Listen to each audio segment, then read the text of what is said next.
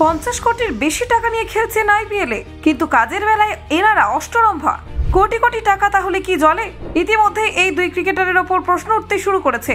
এই দুই ক্রিকেটারের প্রতি হতাশ দল, শুধুমাত্র দলই নয়, তাদের উপরে হতাশ ফ্যানেরাও। কারা এই ক্রিকেটার জানেন? কোন দল তাদের কোটি কোটি টাকায় কিনেছে?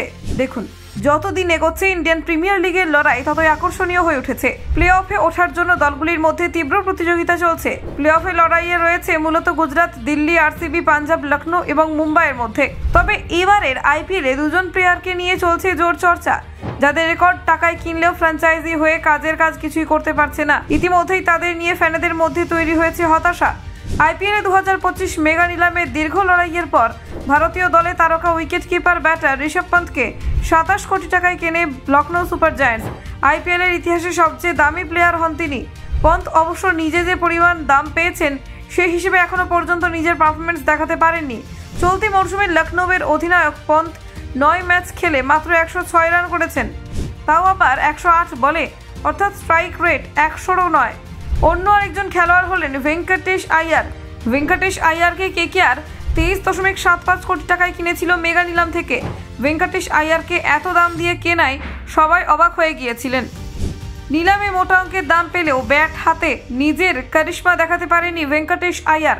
9 ম্যাচে করেছেন মাত্র 135 রান। কেন শ্রেয়স আইয়ারকে ছেড়ে দিয়ে ভেঙ্কটেশ আইয়ারের পেছনে এত টাকা খরচ করলো কেকেআর, তা নিয়ে উঠেছে প্রশ্ন। আগামী বছর নিলামে এই দুজনকে ফ্র্যাঞ্চাইজি ছেড়ে দেয় কিনা সেটাই দেখার। চলতি বছর আইপিএলের 18তম বর্ষ। 2008 সাল থেকে শুরু হয়েছিল এই প্রতিযোগিতা। এখন এই প্রতিযোগিতায় খেলে মোট 10টি দল। তাদের মধ্যে চলে ভারত সেরা হওয়া লড়াই। গতবার আইপিএল চ্যাম্পিয়ন হয়েছে কলকাতা নাইট রাইডার্স, 3 বার এই ট্রফি জিতেছেন তারা।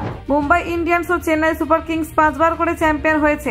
Royal challengers Bengaluru, Delhi capitals, Punjab kings ও লখনৌ সুপার জায়ান্টস এখনো পর্যন্ত একবারও আইপিএল জিততে পারেনি।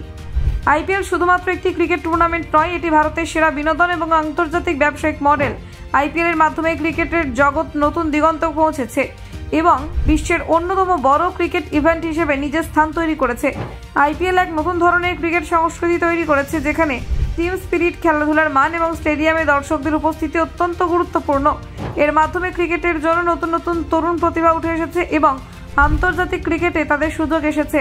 এটি শুধু খেলাধুলার জন্য নয়, বরং বিনোদন, ব্যবসা এবং আন্তর্জাতিক সম্পর্কের ক্ষেত্রে একটি গুরুত্বপূর্ণ প্ল্যাটফর্ম হয়ে দাঁড়িয়েছে। আইপিএল আরও অনেক বছর ধরে ক্রিকেট প্রেমীদের মন কেড়ে নেবে এবং ক্রিকেটের নতুন নতুন চমকপ্রদ মুহূর্ত সৃষ্টি করবে। Bureau report, Bangla digital TV.